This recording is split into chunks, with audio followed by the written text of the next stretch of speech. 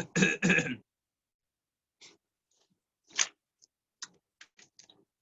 الحمد لله نحمده ونستعينه ونستغفره ونعوذ بالله من شرور أنفسنا ومن سيئات أعمالنا من يهده الله فلا مضل له ومن يضلل فلا هادي له وأشهد أن لا إله إلا الله وحده لا شريك له وأشهد أن محمدا عبده ورسوله يا أيها الذين آمنوا اتقوا الله حق تقاته ولا تموتن إلا وأنتم مسلمون يا أيها الناس اتقوا ربكم الذي خلقكم من نفس واحدة وخلق منها زوجها وبث منهما رجالا كثيرا ونساء واتقوا الله الذي تساءلون به والأرحام إن الله كان عليكم رقيبا يا أيها الذين آمنوا اتقوا الله وقولوا قولا سديدا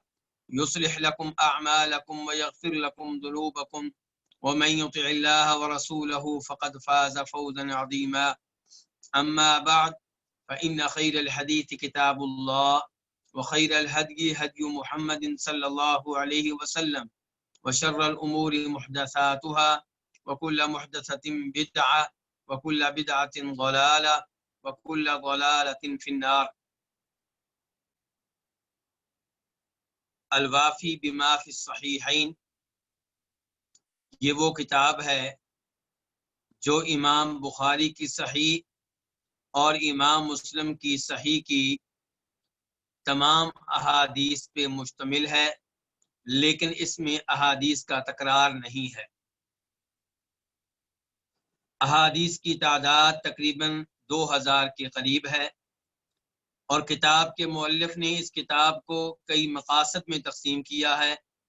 پہلا مقصد ان احادیث کے بارے میں ہے جن کا تعلق عقیدے سے ہے، اور پہلے مقصد میں 3 کتب ہیں، ایک کتاب الاسلام والایمان، اور دوسرے نمبر پہ کتاب الایمان بالیوم الاخر، یعنی کہ وہ احادیث جن کا تعلق روز آخرت پہ ایمان لانے سے ہے۔ اس کتاب میں کئی فصول ہیں، اور اس وقت ہم دوسری فصل پڑھ رہے ہیں، اور دوسری فصل کا 6واں باب ہے۔ اس دوسری فصل کا نام کیا ہے؟ صفت القیامہ، قیامت کے اوصاف۔ اور دوسری فصل کا باب کون سا ہے؟ باب نمبر 6۔ یہ باب کیا ہے؟ باب اخراج بعث النار۔ یہ باب ہے جہنم کے لشکر، جہنم کی جماعت کو نکالنے کے بارے میں، باقی لوگوں سے الگ کرنے کے بارے میں۔ اس باب میں اس بات کا بیان ہوگا کہ وہ لوگ جنہوں نے جہنم میں جانا ہے، ان کے بارے میں آدم علیہ السلام کو حکم ملے گا کہ آپ ان کو باقی لوگوں سے الگ کر دیں۔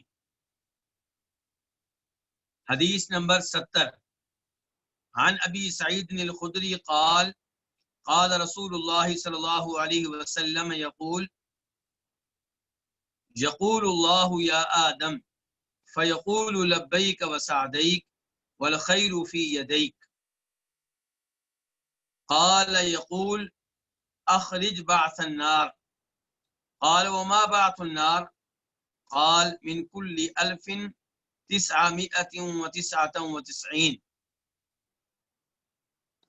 ابو سعید خدری سے روایت ہے، وہ کہتے ہیں کہ رسول اللہ صلی اللہ علیہ وسلم نے فرمایا، اللہ تعالیٰ کہے گا یا آدم، اے آدم، فیقول، تو آدم علیہ السلام کہیں گے لبیک وسعدیک، میں حاضر ہوں اور تیری طرف سے سعادت کا طالب ہوں، والخیر فی یدیک، اور میں اس بات کا اقرار کرتا ہوں کہ ساری کی ساری خیر تیرے ہاتھوں میں ہے، والخیر فی یدیک، اور ساری کی ساری خیر تیرے ہاتھوں میں ہے۔ ساری خیر تو اللہ کے ہاتھوں میں ہے، اور شر کس کے ہاتھوں میں ہے؟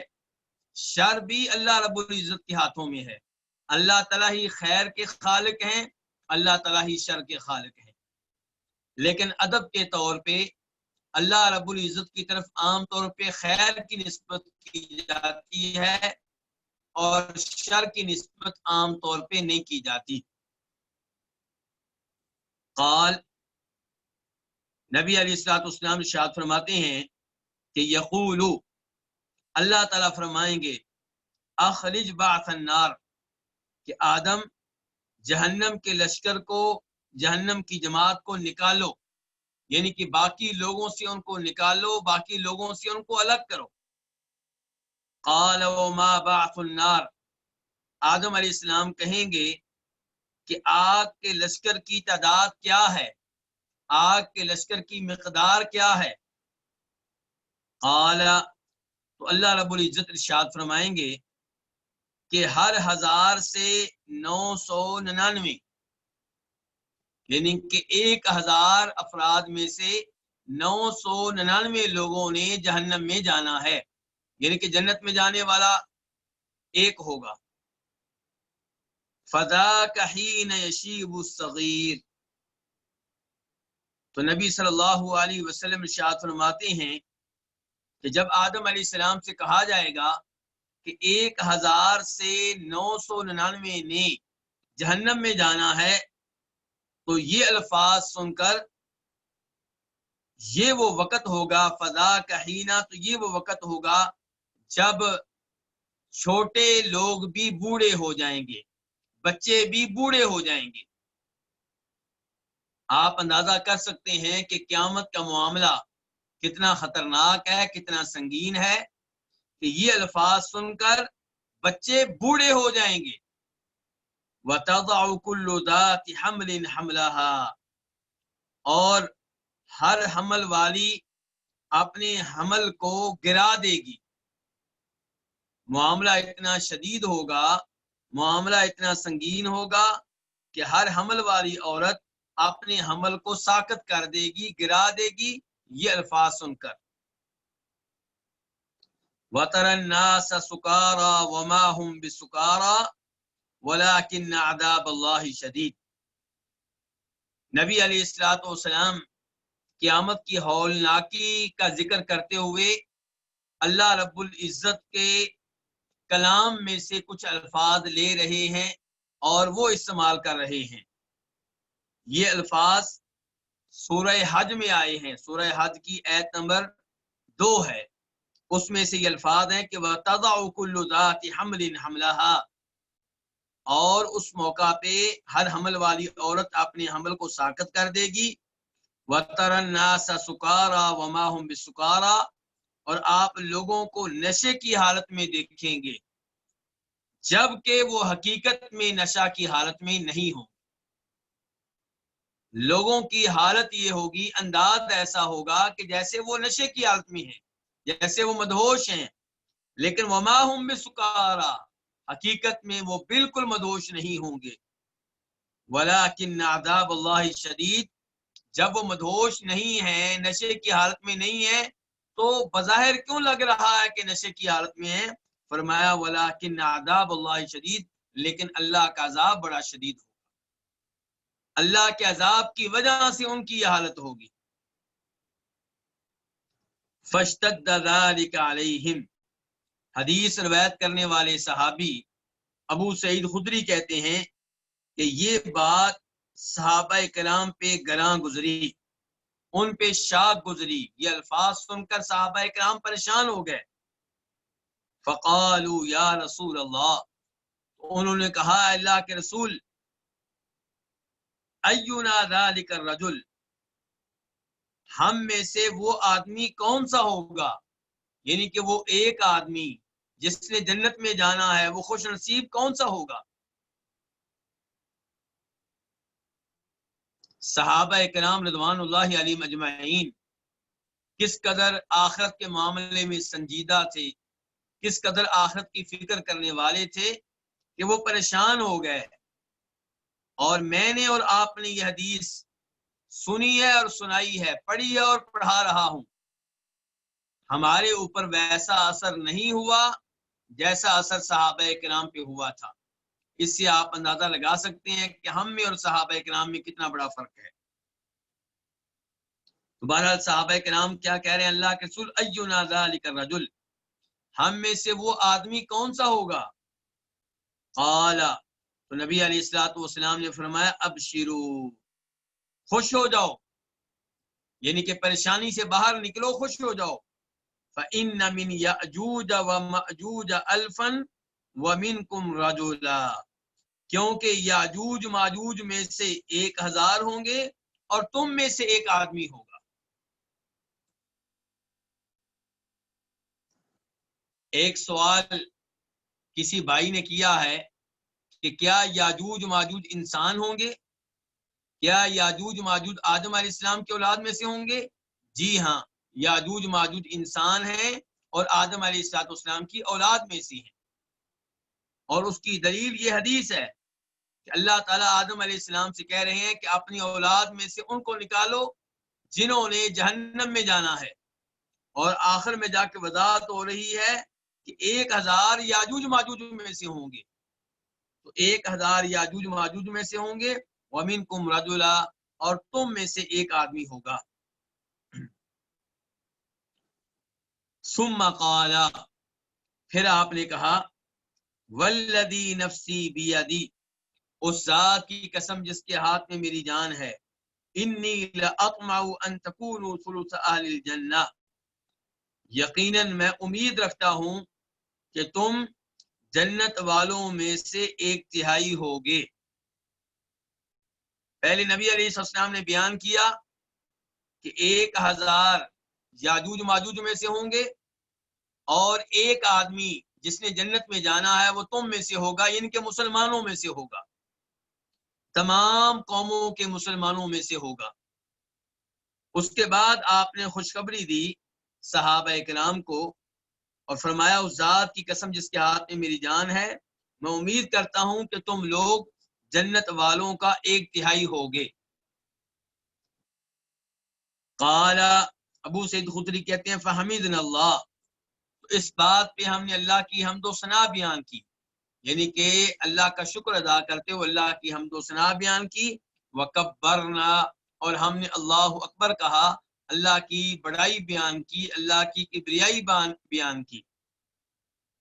ثم قال، پھر کہا نبی علیہ الصلوۃ والسلام نے والذی نفسی بیدی انی لاطمع ان تکونوا شطر اہل الجنہ، اس ذات کی قسم جس کے ہاتھ میں میری جان ہے، بے شک مجھے امید ہے کہ تم جنت والوں کا نصف ہوگے، آدھے جنتی دیگر امتوں میں سے ہوں گے اور آدھے جنتی میری امت میں سے ہوں گے۔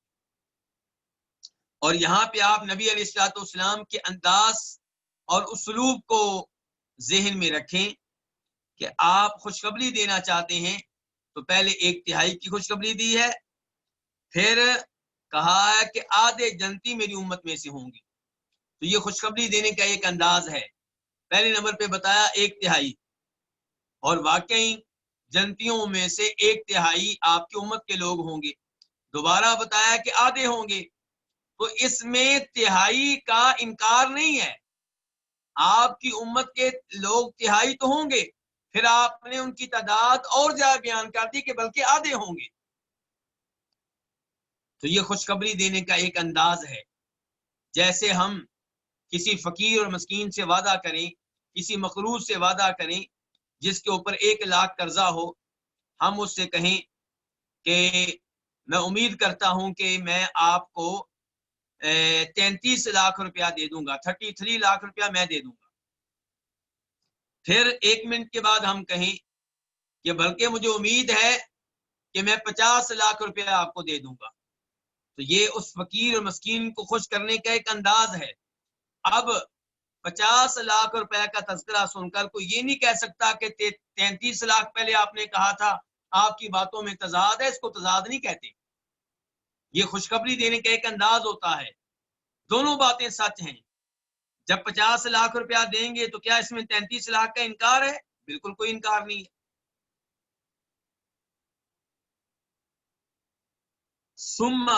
اچھا، ابو سعید خدری کہتے ہیں کہ نبی علیہ السلام نے فرمایا اس ذات کی قسم جس کے ہاتھ میں میری جان ہے کہ میں امید کرتا ہوں کہ تم لوگ جنت والوں کا نصف ہوگے، آدھے ہوگے۔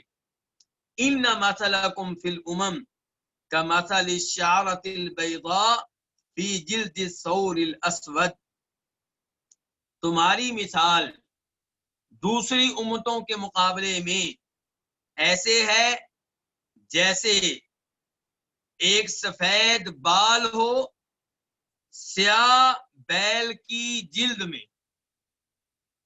ایک بیل ہے سیاہ رنگ کا اور سیاہ رنگ کے بیل میں ایک بال سفید ہو تو وہ ایک سفید بال بہت یعنی کہ ہلکا محسوس ہوگا، اس کا پتہ ہی نہیں چلے گا۔ تو آپ نے فرمایا ان مثلکم فی الامم کمثل الشعرۃ البیضاء فی جلد الثور الاسود، بے شک تمہاری مثال دوسری امتوں کے مقابلے میں ایسے ہی ہے جیسے سفید بال ہو سیاہ بیل کی جلد میں، او کر رقمتی فی ذراع الحماری، یا کوئی چھوٹا سا نشان ہو سفید رنگ کا داغ ہو گدھے کے اگلے پاؤں میں۔ اس سے آپ اندازہ لگا سکتے ہیں کہ نبی علیہ الصلوۃ والسلام کی امت تعداد کے لحاظ سے دیگر اقوام کے مقابلے میں بہت کم ہوگی، لیکن جو جنت میں ہوں گے ان میں سے آدھے آپ کی امت کے لوگ ہوں گے۔ اس سے آپ اندازہ کر سکتے ہیں کہ اللہ رب العزت کا آپ پہ اور آپ کی امت پہ کتنا فضل و کرم ہوگا اور کتنی بڑی رحمت ہوگی۔ الرقمہ کس کو کہتے ہیں؟ اس چیز کو جو گول سی ہو اور جس میں کوئی بال نہ ہو، چھوٹا سا نشان آپ کہہ سکتے ہیں۔ اور اس کا دوسرا معنی ہوتا ہے سفید داغ، تو فی ذراع الحماری گدھے کے اگلے پاؤں میں۔ تو حدیث اور باب کا تعلق واضح ہے۔ باب کیا تھا؟ جہنم کے لشکر کو، جہنم کی جماعت کو دوسرے لوگوں سے نکالنا، دوسرے لوگوں سے الگ کرنا۔ اور یہاں پہ آدم علیہ السلام کو حکم دیا جائے، اس حدیث سے پتہ چلا ان کو حکم دیا جائے گا کہ آپ اپنی اولاد میں سے ان کو الگ کر دیں جو جہنم کا ایندھن بنیں گے، جنہوں نے جہنم میں جانا ہے۔ باب نمبر 7، باب الحساب وقصاص المظالم، باب ہے حساب کے بارے میں کہ روز قیامت حساب ہوگا اور ظلم و زیادتی کا بدلہ بھی ہوگا، یعنی کہ اگر کسی نے کسی پہ ظلم و زیادتی کی تھی تو اسے روز قیامت بدلہ لے کر دیا جائے گا، اس بارے میں یہ باب ہے۔ کتاب کے مؤلف شیخ صالح شامی کہتے ہیں اس بارے میں حدیث نمبر 137 بھی آپ دیکھ لیں، اور وہ حدیث آئے گی بعد میں ہم اسے پڑھیں گے انشاءاللہ، تو اس حدیث کا تعلق اس باب سے بھی بنتا ہے۔ اس کے بعد حدیث نمبر 71 قاف، یعنی کہ اس حدیث کے بیان کرنے پہ اتفاق ہے کس کا؟ امام بخاری کا اور امام مسلم کا۔ عن صفوان بن محرز المازنی قال بینما انا امشی مع ابن عمر آخذ بیدی اذ عرض رجل فقال له، صفوان بن محرز المازنی سے روایت ہے، وہ کہتے ہیں کہ میں جناب عبداللہ بن عمر رضی اللہ تعالیٰ عنہما کے ساتھ چل رہا تھا، آخذ بیدی، میں نے ان کا ہاتھ پکڑا ہوا تھا، اذ عرض رجل، تب ایک آدمی ان کے سامنے آیا، ایک آدمی سامنے سے آیا، فقال له، تو اس نے جناب عبداللہ بن عمر سے کہا، کیف سمعت رسول اللہ صلی اللہ علیہ وسلم فی النجوى، آپ نے اللہ کے رسول علیہ الصلوۃ والسلام سے حدیث کیسے سنی ہے قیامت کے روز اللہ تعالی کے بندے سے سرگوشی کرنے کے بارے میں؟ نجوہ سرگوشی کرنا، یعنی کہ اللہ تعالیٰ روز قیامت اپنے کسی بندے سے سرگوشی کریں گے، اس بارے میں آپ نے حدیث اللہ کے رسول سے سنی ہے، وہ حدیث کیسے ہے؟ فقال، عبداللہ بن عمر فرمانے لگے، سمعت رسول اللہ صلی اللہ علیہ وسلم یقول، میں نے اللہ کے رسول علیہ الصلوۃ والسلام سے سنا کہ آپ کہہ رہے تھے، ان اللہ یدنی المؤمن، اللہ رب العزت ایک مومن کو اپنے قریب کرے گا، فیضع علیہ کنفہ، تو اللہ رب العزت اس پہ اپنا پردہ ڈالے گا، ویسترہ، اور اللہ تعالیٰ اسے دوسرے لوگوں سے چھپا لے گا،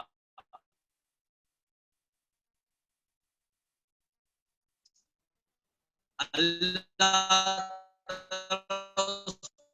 اپنا پردہ ڈالے گا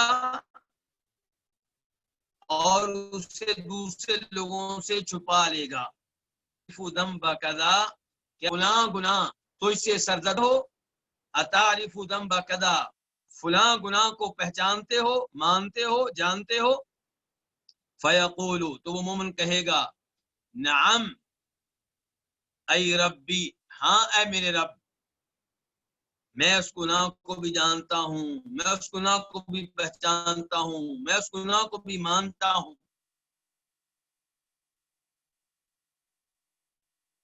اللہ رب العزت کی رحمت دیکھیے، اللہ تعالیٰ بندے کے گناہ بندے کے سامنے ذکر کر رہے ہیں تاکہ بندے کی عزت رہے اور باقی لوگوں کے سامنے یہ رسوا نہ ہو اور باقی لوگوں کو اس کے گناہوں کا پتہ نہ چلے۔ یہ اللہ کی رحمت دیکھتے چلے جائیے، اللہ کتنا مہربان ہے۔ فیقول، تو مومن بندہ کہے گا، نعم، ہاں اے ربی، اے میرے رب، میں ان گناہوں کو مانتا ہوں، اقرار کرتا ہوں، حتی اذا قررہ بذنوبی، یہاں تک کہ جب اللہ تعالی اس سے اقرار لے لیں گے بذنوبہ، اس کے گناہوں کا، ورآ فی نفسہ، اور وہ خیال کرے گا اپنے دل میں، انہ ہلکا، کہ وہ تباہ ہو گیا، وہ ہلاک ہو گیا، اللہ تعالی کے پاس میرے گناہوں کی لسٹ ہے، میرے گناہوں کی فہرست ہے، میں تو اب گیا، بڑے بڑے گناہ ہیں، میں تو اب جہنم سے نہیں بچ سکتا۔ قال، جب وہ اقرار کر چکا ہوگا، اللہ اس سے اقرار لے چکے ہوں گے اور وہ اپنے دل میں خیال کرے گا کہ میں تو تباہ ہوا، قال، تب اللہ تعالیٰ کہیں گے، سترتھا علیک فی الدنیا، میں نے ان گناہوں کو دنیا میں تجھ پہ چھپائے رکھا، یعنی کہ میں نے ان گناہوں کا دوسرے لوگوں کو علم نہیں ہونے دیا، یہ گناہ تجھے معلوم تھے، دنیا والوں کو میں نے پتہ نہیں چلنے دیا، سترتھا علیک، میں نے ان گناہوں کا تیرے اوپر پردہ ڈالے رکھا، فی دنیا، دنیا میں، وَأَنَا أَغْفِرُهَا لَكَ الْيَوْمَ، اور میں ان کو معاف کر رہا ہوں تیرے لیے آج، اور آج میں تجھے یہ گناہ معاف کر رہا ہوں، دنیا میں میں نے ان گناہوں کا تیرے اوپر پردہ ڈالے رکھا اور آج میں معاف کرنے کا اعلان کرتا ہوں۔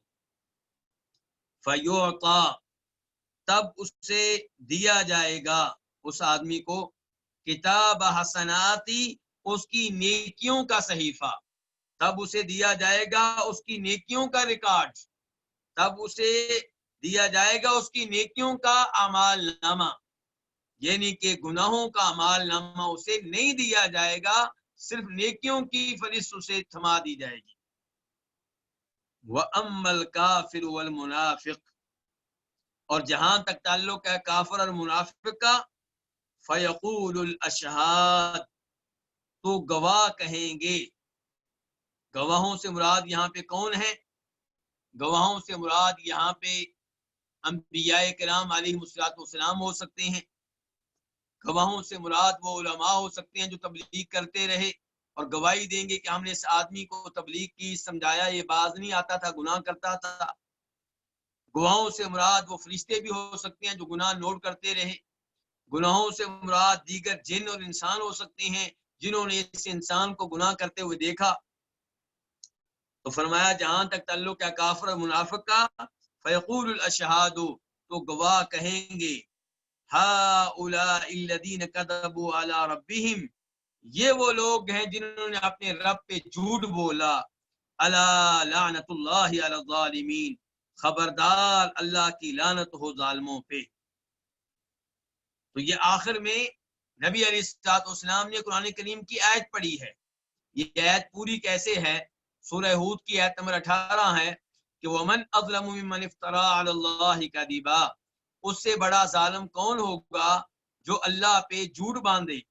اولئک یعرضون علی ربہم، یہ وہ لوگ ہیں جنہیں ان کے رب کے سامنے پیش کیا جائے گا. ویقول الاشہاد، اور گواہ کہیں گے ہؤلاء الذین کذبوا علی ربہم، یہ وہ لوگ ہیں جنہوں نے اپنے رب پہ جھوٹ بولا. الا لعنت اللہ علی الظالمین، خبردار اللہ کی لعنت ہو ظالموں پہ. ظالموں سے مراد کون ہے؟ کافر اور منافق. اور یہ وہ ظالم ہوں گے جو اللہ پہ جھوٹ بولتے رہے. مثال کے طور پہ کہتے رہے عیسیٰ علیہ السلام اللہ کے بیٹے ہیں، یہ اللہ پہ جھوٹ بولنا ہے. یہ کہنا کہ فرشتے اللہ کی بیٹیاں ہیں، یہ اللہ پہ جھوٹ بولنا ہے. اور دین میں کئی چیزیں داخل کر دینا، یہ بھی اللہ پہ جھوٹ کہنا ہے، کیونکہ دین وہ ہوتا ہے جو اللہ نے نازل کیا. جب آپ کسی چیز کو اپنی طرف سے دین بنانے کی کوشش کرتے ہیں تو یہ اللہ پہ آپ الزام لگاتے ہیں، تہمت لگاتے ہیں، اللہ پہ آپ جھوٹ بولتے ہیں. اور ایسے ام المؤمنین عائشہ نے کیا کہا تھا؟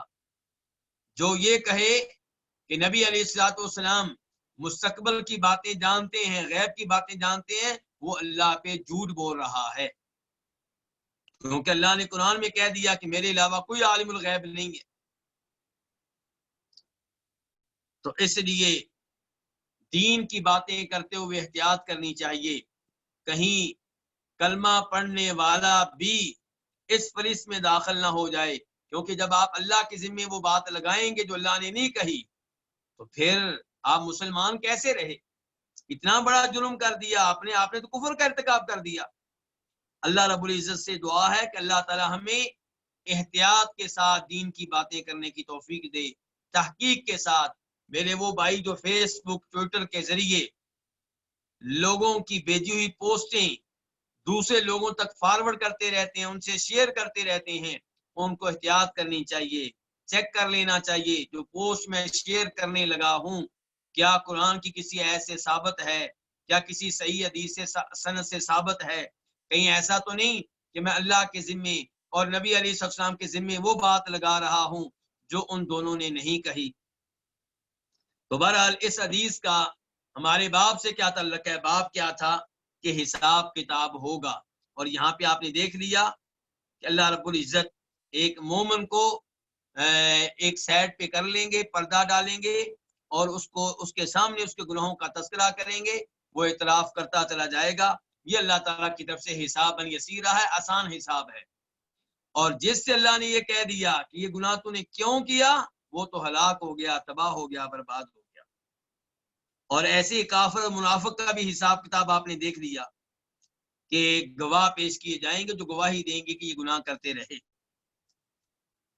اس کے بعد حدیث نمبر 72 خا، یعنی کہ اسے روایت کرنے والے صرف امام بخاری ہیں، امام مسلم نے اس کو روایت نہیں کیا. عن ابی سعید الخدری رضی اللہ عنہ عن رسول اللہ صلی اللہ علیہ وسلم قال، ابو سعید خدری سے روایت ہے، وہ اللہ کے رسول صلی اللہ علیہ وسلم سے روایت کرتے ہیں کہ آپ نے فرمایا اذا خلص المؤمنون من النار حبسوا بقنطرة بین الجنة والنار، جب مومن جہنم کی آگ سے بچ جائیں گے. کیا مطلب جہنم کی آگ سے بچ جائیں گے؟ آپ جانتے ہیں کہ اللہ تعالیٰ فرماتے ہیں سورہ مریم میں وَإِن مِّنكُمْ إِلَّا وَارِدُهَا، تم میں سے ہر کسی نے جہنم کی آگ پہ وارد ہونا ہے، یعنی کہ جہنم کے پل سے گزرنا ہے. تو جب مومن جہنم کی آگ سے بچ جائیں گے مطلب یہ ہے کہ پل سے کامیابی سے گزر جائیں گے اور جہنم میں گرنے سے بچ جائیں گے. جب مومن جہنم کی آگ سے بچ جائیں گے حبسوا، انہیں روک لیا جائے گا، بقنطرۃ بین الجنۃ والنار، ایک پل پہ جو جنت اور جہنم کے درمیان ہوگا۔ فَيَتَقَاسُونَ مَظَالِمَ كَانَتْ بَيْنَهُمْ فِي الدُّنْيَا، تو وہ ایک دوسرے سے قصاص لیں گے۔ یہ ہے باب سے تعلق قصاص، وہ ایک دوسرے سے قصاص لیں گے، بدلہ لیں گے، مظالم، اس ظلم و زیادتی کا، کانت بینہم فی الدنیا، جو ان کے مابین دنیا میں تھی۔ مومن جہنم کی آگ سے بچ گئے، جہنم کا پل کامیابی سے کراس کر لیا، جنت میں داخل ہونے سے پہلے انہیں روک لیا جائے گا اس پل پہ جو جنت اور جہنم کے مابین ہے، اور وہاں پہ اعلان ہوگا کہ کوئی بھی اس وقت تک جنت میں داخل نہیں ہو سکتا جب تک کہ وہ اس ظلم کا بدلہ نہ دے دے جو اس نے کسی اور پہ کیا تھا۔ چنانچہ فَيَتَقَاسُونَ مَظَالِمَ بَيْنَهُمْ كَانَتْ بَيْنَهُمْ فِي الدُّنْيَا، تو وہ ایک دوسرے سے بدلہ لیں گے۔ اب سوال پیدا ہوتا ہے بدلہ کیسے لیں گے؟ تو دوسری احادیث سے پتہ چلتا ہے کہ نیکیوں کے ذریعے اور برائیوں کے ذریعے یہ بدلہ لیا جائے گا۔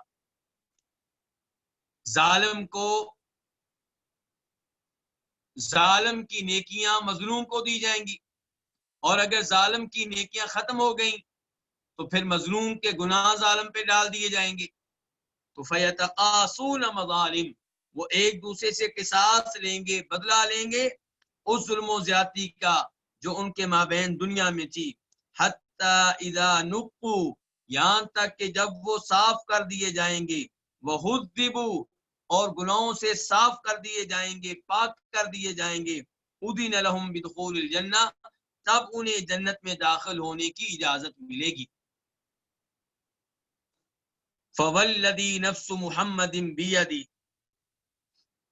اب یہ جہنم کی آگ سے بچ کر آئے تھے اور آپس میں ان کے مابین قصاص کا نظام نافذ کیا گیا۔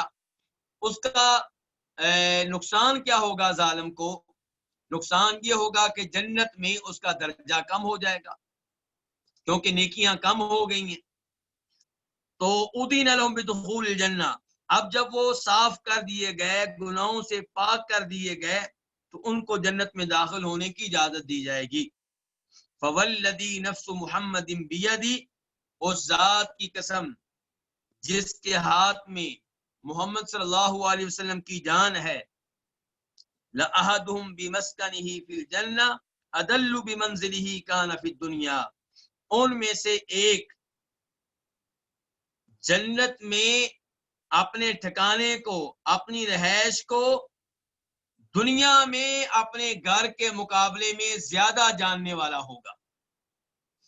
جنت میں جا رہے ہیں، جنت میں داخل ہو رہے ہیں، تو ان میں سے ہر کوئی جنت میں اپنے ٹھکانے کو، اپنی رہائش کو، اپنے محل کو اس گھر کے مقابلے میں زیادہ جاننے والا ہوگا جو اس کا دنیا میں تھا۔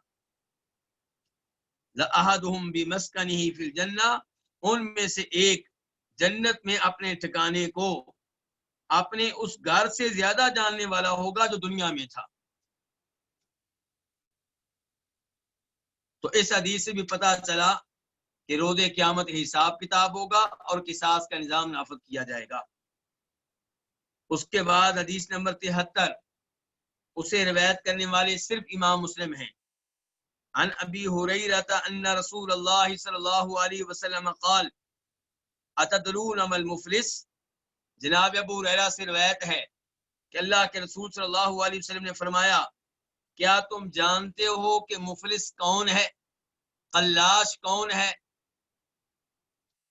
قالوا، صحابہ کرام نے کہا، المفلس فینا من لا درہم له ولا متاع، ہم میں مفلس وہ ہوتا ہے جس کے پاس درہم نہ ہو، چاندی کے سکے نہ ہوں، ولا متاع، اور جس کے پاس دنیا کا ساز و سامان نہ ہو۔ صحابہ کرام نے کہا ہم تو اس کو مفلس مانتے ہیں، ہم اس کو قلاش مانتے ہیں جس کے پاس دنیا نہ ہو، بالکل فقیر اور مسکین قسم کا آدمی ہو۔ کوئی درہم نہیں ہے اس کے پاس، کوئی دنیا کا ساز و سامان نہیں ہے اس کے پاس. فقال، تو نبی علیہ الصلوۃ والسلام نے ارشاد فرمایا، ان المفلس من امتی یاتی یوم القیامہ بصلاۃ وصیام وزکاۃ ویاتی قد شتم هذا وقذف هذا واکل مال هذا وسفك دم هذا وضرب هذا فيعطى هذا من حسناتي وهذا من حسناتي. آپ نے فرمایا میری امت کا مفلس وہ شخص ہے، یعنی کہ حقیقی معنوں میں مفلس کون ہے؟ تمہاری نگاہوں میں تو وہ ہے مفلس جس کے پاس سونے اور چاندی کے سکے نہ ہوں، جس کے پاس دنیا کا ساز و سامان نہ ہو.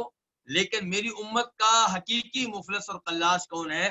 فرمایا وہ جو قیامت کے دن نمازیں لے کر آئے گا، روزے لے کر آئے گا، زکوٰۃ لے کر آئے گا، وَيَأْتِي، اور وہ اس حال میں آئے گا کہ قد شتم ہذا، اس نے اس آدمی کو دنیا میں برا بلا کہا ہوگا، وقذف ہذا، اور اس آدمی پہ تہمت لگائی ہوگی، وَأَكَلَ مَالَ هذا، اور اس آدمی کا مال کھایا ہوگا، وَسَفَكَ دَمَ هذا، اور اس آدمی کا خون بہایا ہوگا، وَضَرَبَ هذا، اور اس آدمی کی پٹائی کی ہوگی، فَيُعْطَى هَذَا مِنْ حَسَنَاتِ، تو اس کو اس کی نیکیوں میں سے دیا جائے گا، یعنی کہ اس کی نیکیوں میں سے ایک حصہ اس کو دے دیا جائے گا، وَهَذَا مِنْ حَسَنَاتِ، اور اس کو بھی اس کی نیکیوں کا ایک حصہ دے دیا جائے گا.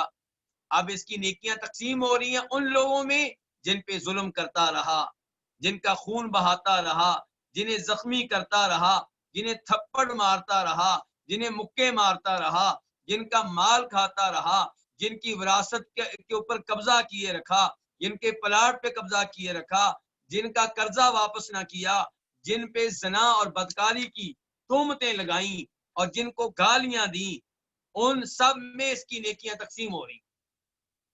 فَيُعْطَى هَذَا مِنْ حَسَنَاتِ، تو اس کو اس کی نیکیوں میں سے ایک حصہ دیا جائے گا، اور اس کو بھی اس کی نیکیوں میں سے ایک حصہ دیا جائے گا.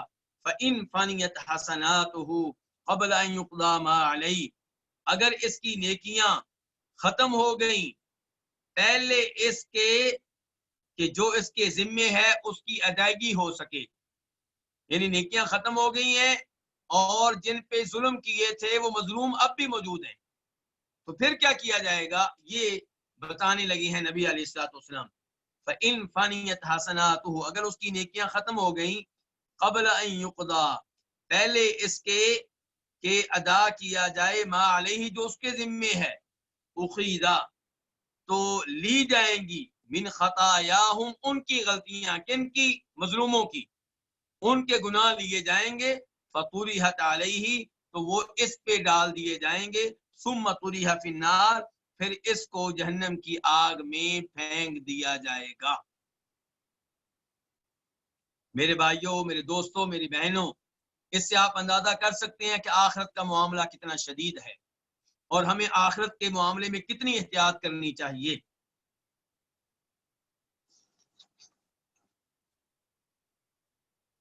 اس کے بعد حدیث نمبر 74 میم، یعنی کہ اس کو روایت کرنے والے کون ہیں؟ امام مسلم. عن ابی ہریرہ ان رسول اللہ صلی اللہ علیہ وسلم قال لَتُؤَدُّنَّ الْحُقُوقَ إِلَىٰ أَهْلِهَا يَوْمَ الْقِيَامَةِ حَتَّى يُقَادَ لِلشَّاةِ الْجَلْحَاءِ مِنَ الشَّاةِ الْقَرْنَاءِ. جناب ابو ہریرہ سے روایت ہے کہ اللہ کے رسول صلی اللہ علیہ وسلم نے فرمایا، لَتُؤَدُّنَّ، یہاں پہ لام بھی تاکید کے لیے ہے، نون بھی تاکید کے لیے ہے، 2 دفعہ تاکید آئی ہے. یقینی طور پہ، لازمی طور پہ تم حقداروں کو ان کے حقوق روز قیامت ادا کرو گے. لَتُؤَدُّنَّ، تم لازمی طور پہ ادا کرو گے، الحقوق کا حقوق، الی اہلہا، ان کو جو ان کے حقدار ہوں گے. کب؟ یوم القیامہ، قیامت کے دن.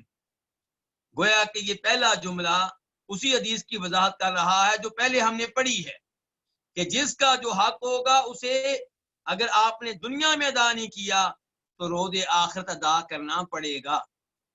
جس کے پیسے آپ نے دبا لیے دینے پڑیں گے، جس کی آپ نے بےزتی کی تھی اس کو بھی بدلہ دینا پڑے گا، جس کو آپ نے گالیاں دی تھیں اس کو بھی بدلہ دینا پڑے گا، جس کا قرض لے کر واپس نہیں کیا تھا اس کو بھی بدلہ دینا پڑے گا، جس بہن کو بھائی کو وراثت میں سے حصہ نہیں دیا تھا اس کو بھی بدلہ دینا پڑے گا. بلکہ یہاں پہ چھوٹا سا جملہ یہ بھی بولنا چاہوں گا کہ جب کوئی فوت ہو جاتا ہے تو بڑا بھائی یا جو طاقتور ہوتا ہے وہ باپ کی ساری جائیداد اور مکانوں پہ قبضہ کر لیتا ہے اور ان میں تقسیم کرتا ہے. کب؟ 1 سال کے بعد، 2 سال کے بعد، 3 سال کے بعد، اور پھر بھی احسان کر رہا ہوتا ہے ان کے اوپر. حالانکہ 1 سال آپ نے جائیداد اپنے پاس رکھی، اس کا حساب کتاب دینا پڑے گا. 1 دن بھی اگر آپ اپنے پاس رکھیں گے اس کا بھی حساب کتاب دینا پڑے گا.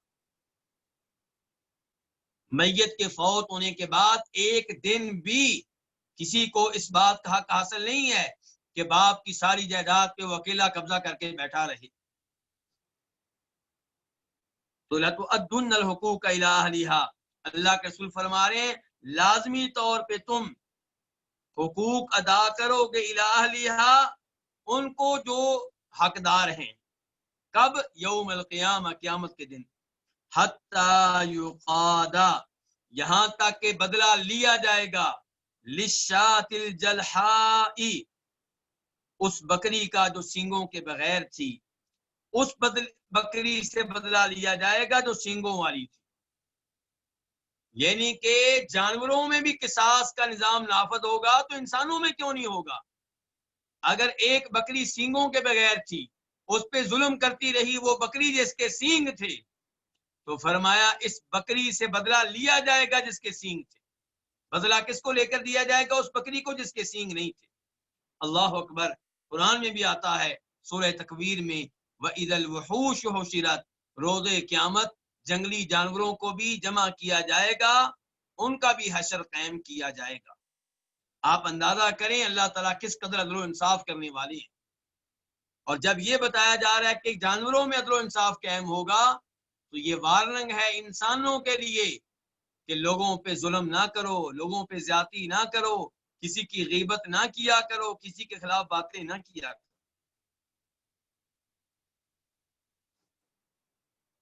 حدیث نمبر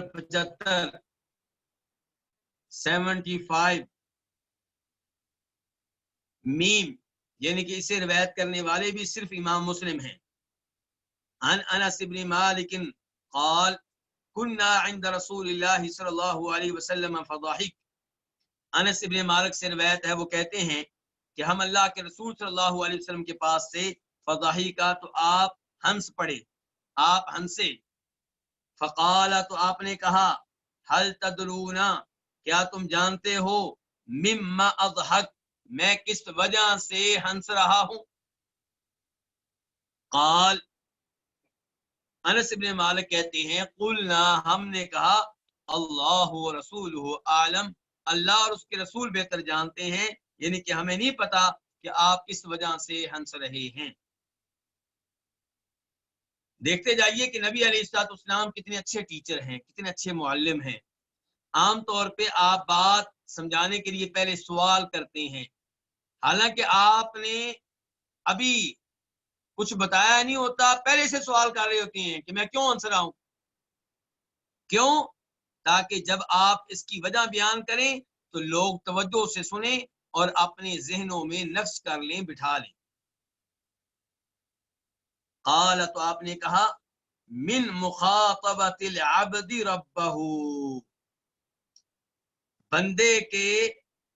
بندے کی اپنے رب سے کی گئی بات کی وجہ سے میں ہنس رہا ہوں. یعنی کہ بندہ اپنے رب سے روز قیامت ایک بات کرے گا، وہ بات مجھے معلوم ہے، وہ میرے ذہن میں آئی ہے تو میں ہنس رہا ہوں. من مخاطبۃ العبد ربہ، بندے کی اپنے رب سے کی گئی بات کی وجہ سے میں ہنس رہا ہوں. یقول، بندہ کہے گا یا ربی، اے میرے رب، الم تجرنی من الظلم، کیا تو نے مجھے ظلم سے پناہ نہیں دی؟ یعنی کہ تو نے یہ وعدہ نہیں کیا تھا کہ میں اپنے کسی بندے پہ کوئی ظلم نہیں کروں گا. تو یہ بندہ کہے گا روز قیامت یا ربی اے میرے رب الم تجرنی من الظلم کیا تو نے مجھے ظلم سے پناہ نہیں دی تھی. قال یقول بلا نبی علیہ السلام فرماتے ہیں یقول اللہ تعالیٰ کہیں گے بلا کیوں نہیں میں نے واقعی تمہیں ظلم سے پناہ دے رکھی ہے کہ تمہارے اوپر کوئی ظلم نہیں ہوگا. قال تو نبی علیہ السلام فرماتے ہیں فیقول تو وہ بندہ کہے گا فإنی لا اجیز علی نفسی الا شاہدا منی بے شک میں جائز قرار نہیں دیتا اپنے خلاف مگر اس گواہ کو جو مجھ میں سے ہو. یا اللہ میرے ذمے جو گناہ لگائے گئے ہیں میں ان گناہوں کی ذمہ داری قبول نہیں کرتا. میں نہیں مانتا کہ میں نے گناہ کیے جب تک کہ میرے میں سے کوئی گواہ میرے خلاف گواہی نہ دے. فرشتے گواہی دے رہے ہیں میں ان کی گواہی کو جائز قرار نہیں دیتا. میں ان کی گواہی پہ مطمئن نہیں ہوں. لوگ گواہی دیں گے میں ان کی گواہی پہ بھی مطمئن نہیں ہوں. یہ اس آدمی کی گفتگو کا مفہوم ہے.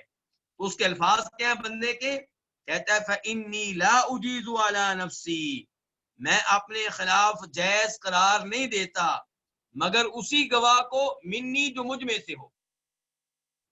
قال نبی علیہ الصلوۃ والسلام ارشاد فرماتے ہیں فیقول تو اللہ تعالیٰ کہیں گے کفا بنفسک اليوم علیک شہیدا وبالکرام الکاتبین شہودا کہ آج تیرے خلاف تیرا اپنا نفس بطور گواہ کافی ہے.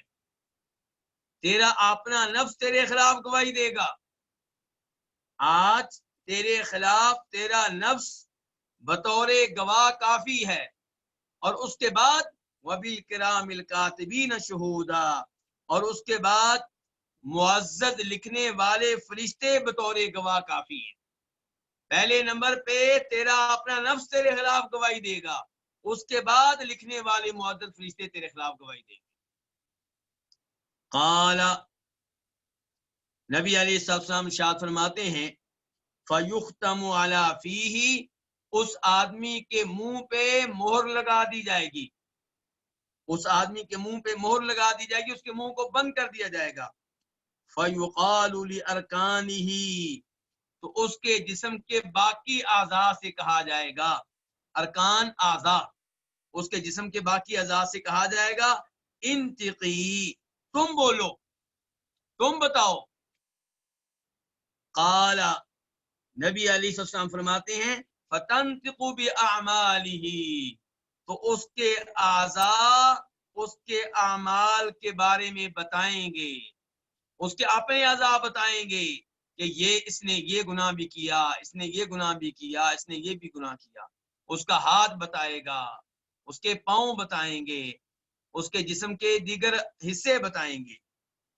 فتنطق باعمالہ تو وہ اس کے اعمال کے بارے میں بتائیں گے. قال نبی علیہ السلام نے ارشاد فرمایا ثم یخلی بینہ وبین الکلام پھر اس کو اور اس کے اعضاء کے کلام کو الگ کر دیا جائے گا ان کو چھوڑ دیا جائے گا ان کی حالت پہ چھوڑ دیا جائے گا. یعنی کہ اسے اس کے اعضاء سے کلام کرنے کی اجازت دی جائے گی. یعنی کہ اب اس کا اپنے اعضاء سے مکالمہ ہوگا گفتگو ہوگی. ثم یخلی بینہ وبین الکلام پھر اسے اور اس کے اعضاء کو کلام کرنے کا موقع دیا جائے گا. قال فیقول نبی علیہ السلام نے ارشاد فرمایا فیقول تو یہ آدمی کہے گا بعدا لکن وسحقا تمہارے لیے دوری ہو. اپنے اعضاء سے کہے گا تمہارے لیے دوری ہو تمہارے لیے ہلاکت ہو. فعنکن کنت اناضل میں تمہاری وجہ سے لڑا کرتا تھا تمہاری وجہ سے کئی چیزوں کی مخالفت کیا کرتا تھا. یعنی کہ میں نے تمہاری وجہ سے یہ کیا اور آج تو میری مخالفت کر رہے ہو میرے خلاف گواہیاں دے رہے ہو مجھے پھنسانا چاہتے ہو. فعن کننا، میں تمہاری وجہ سے کنت انادل، میں دوسرے لوگوں سے لڑا کرتا تھا، ان سے بحث و مباحثہ کیا کرتا تھا، یا نبیوں سے بحث و مباحثہ کیا کرتا تھا، یا علماء سے بحث و مباحثہ کیا کرتا تھا۔ تو اس سے آپ اندازہ کر سکتے ہیں روز قیامت اللہ کے عدل و انصاف کا۔ اور اس سے یہ بھی پیغام مل رہا ہے مجھے اور آپ کو کہ اپنے کسی ایک عضو کو مزہ دینے کے لیے گناہ کے کام نہ کریں، یہ اعضاء روز قیامت آپ کے خلاف دیں گے۔ پیٹ سود لینا، پیٹ بھرنے کے لیے دوسروں کے حقوق پہ ڈاکہ ڈالنا، پیٹ بھرنے کے لیے چوری کرنا، پیٹ بھرنے کے لیے رشوت دینا اور لینا، ایسے کام کرنا، یہ پیٹ آپ کے خلاف گواہی دے گا۔ تو جس عضو کو مزہ دینے کے لیے آپ گناہ کریں گے وہی آپ کے خلاف گواہی دے گا۔ اس لیے انسان کو چاہیے کہ اپنے پورے جسم کو جہنم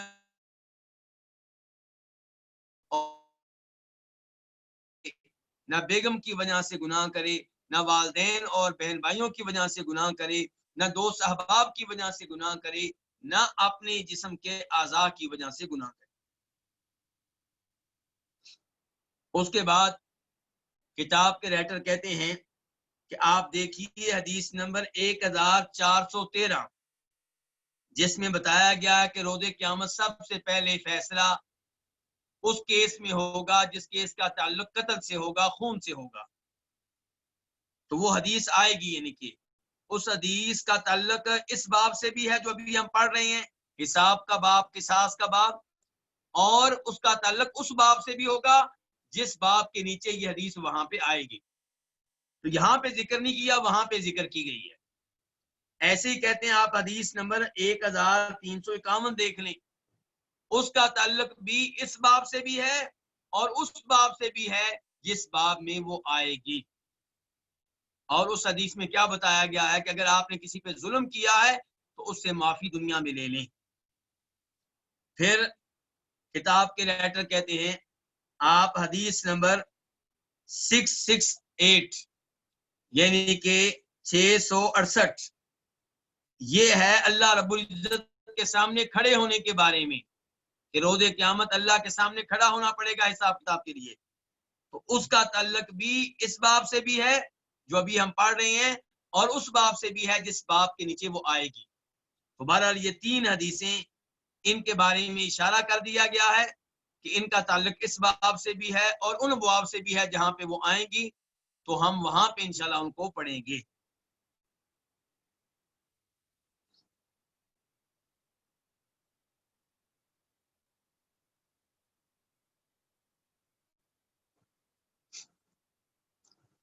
اس کے بعد ہے باب نمبر 8۔ یہ باب کیا ہے؟ باب المرور علی الصراط۔ اس باب میں بیان ہوگا جہنم پہ رکھے ہوئے پل سے گزرنے کا۔ الصراط پل کو کہتے ہیں کہ جہنم کے اوپر پل ہے، اس سے گزرنا ہوگا۔ اور یہ اس آیت کے مطابق ہے جو پہلے بھی میں بتا چکا ہوں، سورہ مریم کی آیت کہ وَإِن مِّنكُمْ إِلَّا وَارِدُهَا، تم میں سے ہر کوئی جہنم پہ وارد ہونے والا ہے۔ حدیث نمبر 76 قاف، یعنی کہ اسے روایت کرنے والے امام بخاری بھی ہیں اور امام مسلم بھی ہیں۔ عن ابی ہریرہ قال قال اناس یا رسول اللہ هل نرى ربنا یوم القیامہ۔ جناب ابو ہریرہ سے روایت ہے، کہتے ہیں کہ کچھ لوگوں نے کہا اے اللہ کے رسول، کیا ہم قیامت کے دن اپنے رب کو دیکھ سکیں گے؟ فقال، تو نبی علیہ الصلوۃ والسلام نے ارشاد فرمایا هل تضارون فی رؤیت الشمس لیس دونها سحاب، کیا تم دشواری پاتے ہو، دقت پاتے ہو سورج کو دیکھنے میں جبکہ سورج کے آگے کوئی بادل بھی نہ ہو؟ بادل نہ ہو تو سورج دیکھنے میں تمہیں کوئی مشکل پیش آتی ہے؟ قالوا لا یا رسول اللہ، تو ان لوگوں نے کہا نہیں ہے اللہ کے رسول، جب بادل نہ ہو تو سورج واضح طور پہ نظر آتا ہے، اسے دیکھنے میں کوئی مشکل پیش نہیں آتی۔ قال هل تضارون في القمر ليلة البدر ليس دونه سحاب، کیا تمہیں چاند دیکھنے میں کوئی مشکل پیش آتی ہے جبکہ 14ویں رات ہو، 14ویں رات کا چاند ہو، اسے دیکھنے میں تمہیں مشکل پیش آتی ہے جبکہ اس کے آگے بادل بھی نہ ہو؟ یعنی کہ چاند دیکھنے میں مشکل پیش نہیں آتی، سب لوگ ایک ہی بار دیکھ لیتے ہیں، ایسا نہیں ہوتا کہ اسے دیکھنے کے لیے دوسرے کو دھکا دینا پڑے گا یا دھکے برداشت کرنا پڑیں گے، کوئی کسی قسم کی رکاوٹ مشکل پیش نہیں آتی۔ قالوا لا یا رسول اللہ، لوگوں نے کہا نہیں اللہ کے رسول، چاند کو دیکھنے بھی مشکل پیش نہیں آتی جبکہ 14ویں رات کا چاند ہو۔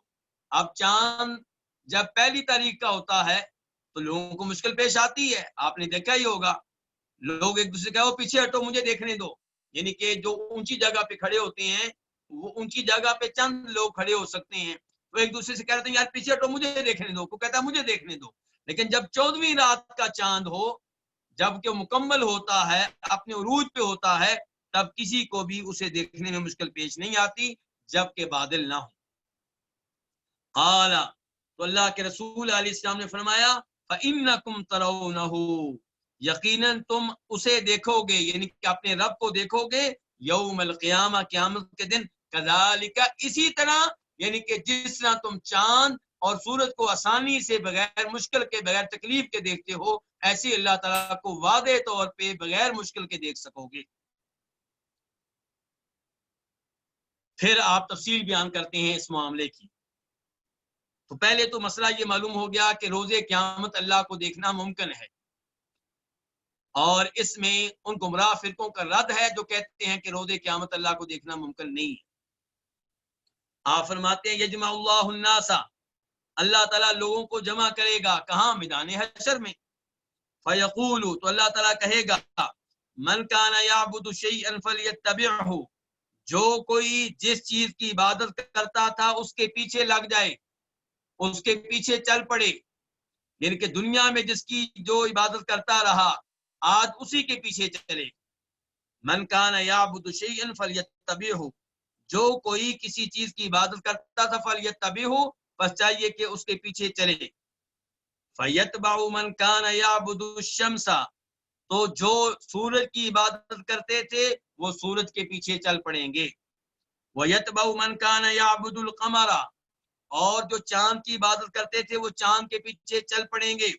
وَيَتَّبِعُ مَنْ كَانَ يَعْبُدُ الطَّوَاغِيتَ، اور جو طاغوتوں کی، بتوں کی، شیطانوں کی عبادت کرتے تھے وہ ان کے پیچھے چل پڑیں گے۔ طواغیت طاغوت کی جمع ہے، طاغوت ہر اس چیز کو کہتے ہیں جس کے اللہ کے علاوہ عبادت کی جائے، چاہے وہ کوئی قبر ہو، چاہے وہ کوئی درخت ہو، چاہے کوئی پتھر ہو، چاہے کوئی بت ہو، جو بھی چیز ہو۔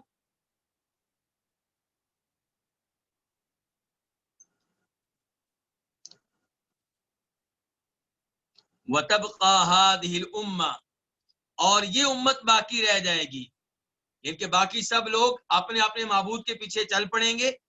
وَتَبْقَى هَذِهِ الْأُمَّةُ، آخر میں یہ امت رہ جائے گی، امت محمدیہ، فِيهَا مُنَافِقُوهَا، اس امت میں، اس امت کے منافقین بھی ہوں گے، وہ بھی وہی رہیں گے کیونکہ کلمہ تو انہوں نے بھی پڑھا تھا۔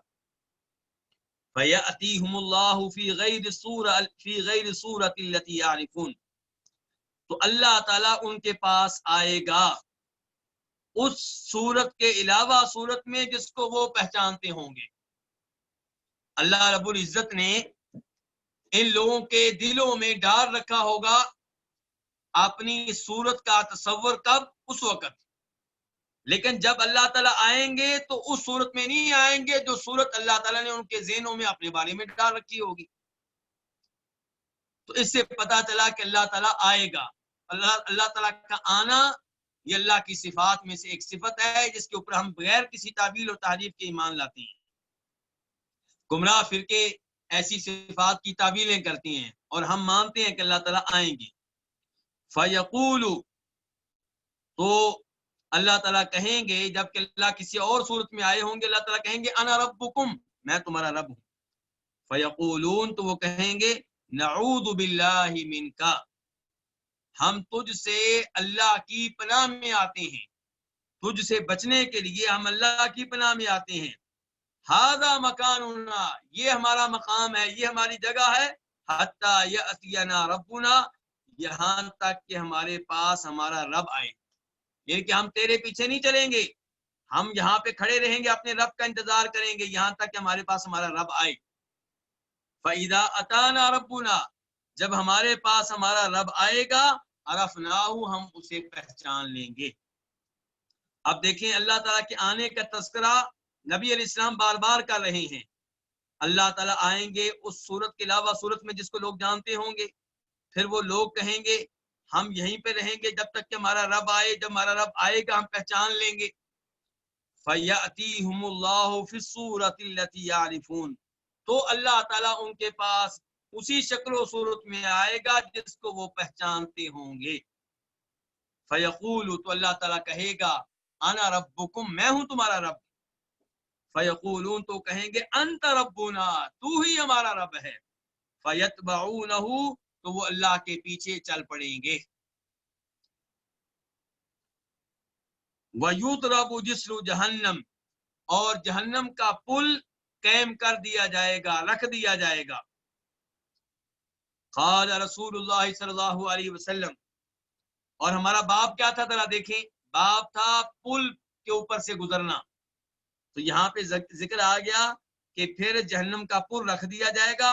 قال رسول اللہ صلی اللہ علیہ وسلم، تو اللہ کے رسول صلی اللہ علیہ وسلم فرماتے ہیں فَأَكُونُ أَوَّلَ مَنْ يُجِيزُ، میں سب سے پہلے اس پل کو عبور کرنے والا ہوں گا، سب سے پہلے اس پل کو کراس میں کروں گا۔ وَدُعَاءُ الرُّسُلِ يَوْمَئِذٍ، اور اس دن رسولوں کی دعا کیا ہوگی؟ اللہم سلم سلم، اے اللہ محفوظ رکھنا، اے اللہ سلامت رکھنا، اے اللہ گرنے سے بچانا، جہنم میں گرنے سے بچانا۔